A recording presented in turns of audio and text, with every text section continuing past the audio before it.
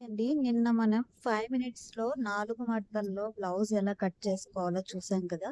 ఈరోజు దానికి సంబంధించిన మెయిన్ ఫ్యాబ్రిక్‌ని లైనింగ్ సహాయంతో ఎలా కట్ చేసుకోవాలో చూద్దాం.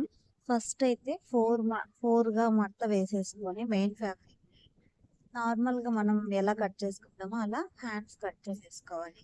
ఎక్కువగా ఖర్చు ఉంచుకోకుండా ఈ ఫ్రంట్ పార్ట్ అలాగే బ్యాక్ పార్ట్ ఒకే సైడ్‌కి అంటే మనం ఇలా ఫోల్డింగ్ చేస్తే ఎలా బ్లౌజ్ వస్తుందో అలా పెట్టేసుకోండి.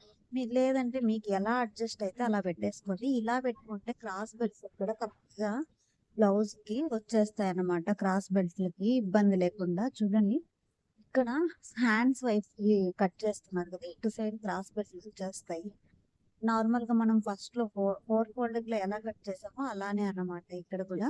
ఖర్చు తక్కువ తీసుకున్నామంటే కుట్టేటప్పుడుగా కట్ చేసుకోవడం తక్కువగా ఉంటుంది. సో, ఇలా తొందరగా అయిపోతుందన్నమాట బ్లౌజ్ కటింగ్ మెయిన్ ఫ్యాబ్రిక్ కూడా. పోతే పైపింగ్‌కి మీరు ఏ క్లాత్ అయినా వాడుకోవచ్చు. ఒకవేళ మీ దగ్గర ఉంటే. లేదంటే శారీలోంచి తీసుకొని వాడుకోవచ్చు.